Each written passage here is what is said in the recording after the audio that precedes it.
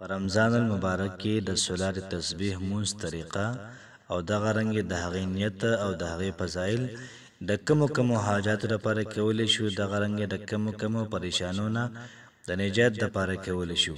کو چېرته تاسو سره مخکې نه سولار تسبیح مونځ دا کوئ په رمضان کې، نو کمنټ کې الحمدلله ولیکئ، او کو تاسو اوس شروع کوئ نو بیا سبحان الله کمنټ کې لازمي ولیکئ. بسم الله الرحمن الرحیم. شروع کوم د ډیر زیات بخونکی او د ډیر زیات مهربان رب په نوم باندې. السلام علیکم ورحمت الله وبرکاته. امید در کوم چې تاسو ټول په ټیک ټاک کې الله پاکم خوشاله آباد ساته. الله پاک دې زمونږ تاسو ټول روزې دا قبول کړي او دغه رنګ څومره چې تراویح دي چا پکې نوافل کړي، چا پکې څومره دعاګانې غوښتلې، الله پاک دې راټول دا په خپل دربار کې قبول کړي. نن چې کومه زموږ وظیفه ده ډېره زیاته زبردست او اعلی وظیفه ده. نن چې کوم زموږ ترتیب دی دا د سولار تسبیح د مونځ دی چې په رمضان المبارک کې یو سړی سولار تسبیح مونځ کوي، د دې څومره فضیلت دی، د دې څومره فضایل دي. نو فرمایي چې سولار تسبیح مونځ کول دا ډیر زیات فضیلت لري. او نن موږ په دې کلیپ کې څلور خبره کوو. امید ده چې سولار تسبیح د څو رکعاته دي، دویم نمبر دا چې د دې ترتیب به څنګه وي، او دریم نمبر دا چې نیت به څنګه وي، او څلورم نمبر دا چې په کم مشکل کارونو کې موږ سولار تسبیح دا کولی شو. یو ځل پیغمبر علیه صلوات و سلام خپل تره عباس رضی الله تعالی عنه ته وی چې ای تره زه تا ته یو مونځ ښیم، که ته یوه ګناه وکړې پټه وکړې یا یو ګناه وکړې ښکاره وکړې، دغه رنګ یو ګناه تا نه وشي په قصد باندې یا تا نه وشي په هیره باندې. مطلب دا شو چې څومره انسان ګناهونه کوي، که دا پټې ښکاري قصدن یا عمدن وي، دغه رنګ نیت پکې د ګناه کړی وي یا نه وي کړی، هر قسمه ګناه چې څومره وي نو دا معاف کوي. بیا پیغمبر علیه صلوات وسلام خپل تره ته وی چې ای تره دا مونځ روزانه کوه، که چېرته روزانه یې نشي کولی هفته کې یو ځل یې کوه، که هفته کې یو ځل نشي کولی په میاشت کې خو یو ځل کوه، که میاشت کې نشي کولی نو په هر کال کې یو پیره کوه، که دا هم نشي کولی نو په پوره ژوند کې یو پیره وکړه که نه. سولار تسبیح محترمو ډیر زیات فضایل راغلي دي، او فرمایي چې کم سړی سولار تسبیح د کم مشکل د فاروقي الله پاک د انسان ته ټول مشکلات د محترمو دا ختمي. څومره چې مشکلات دي او د کم مشکل د فاروقي نو الله پاک دا مشکل د محترمو دا حل کړي. سولار تسبیح د رکعاتونو تعداد دا څلور دی، دا څلور رکعات دي، د څلور نه سوا کېږي نو دغه رنګ د څلور نه کمیږي نه، بس صرف او صرف څلور رکعاته مونځ دی. دغه رنګ سولار تسبیح مونځ ترتیب دا دی چې موږ به الله اکبر وکړو، څلور رکعاتو نفلو، څلور رکعاته سولار تسبیح مونځ ادا کوم په دې ذروه فرض ده دی، دا پکې نیت هم شو.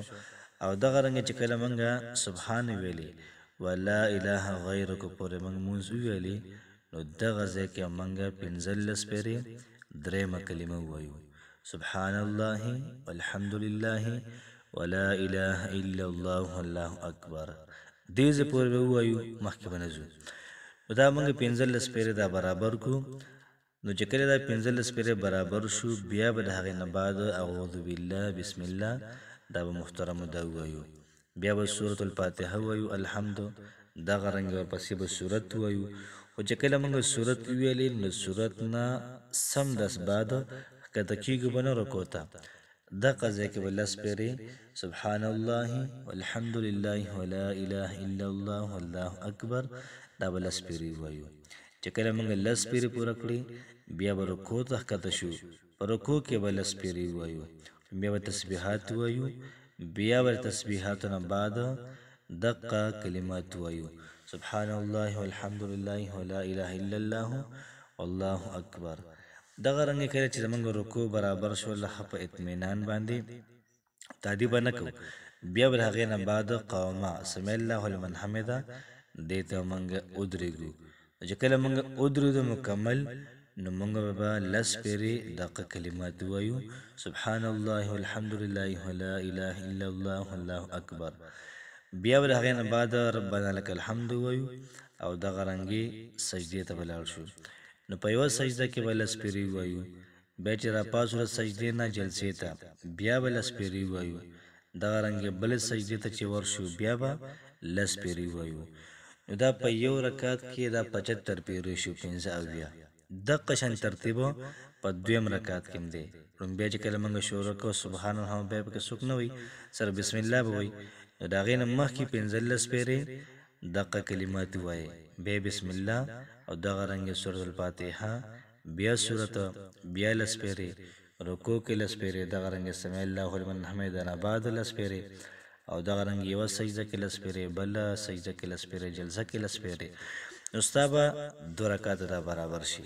نو بیا به تحیه باندې کښېنې او په تحیه کې په قاعده کې دا ویل دا نشته دی. نو دغه رنګې په یو رکعت کې به ستا 75 پیرې برابر شي بلکې برابر شي بلکې ټوټل په 4 رکعاتو کې به ستاسو 300 پیرې سبحان الله والحمد لله ولا اله الا الله والله اکبر دا برابر شي. دغه رنګ فرمایي چې صلات تسبیح د هر مشکل دپاره محترمو دا حل دی. یو سړی چې څومره په تکلیف کې دی څومره مشکل کې دی دا د صلات تسبیح منځو کې د هغې نه بعد دا د بیا دعا وکړي.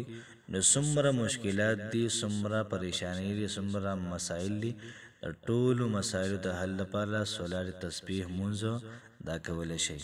انشاءالله العزیز الله پاک به ستاسو ټول مشکلات د حل کړي.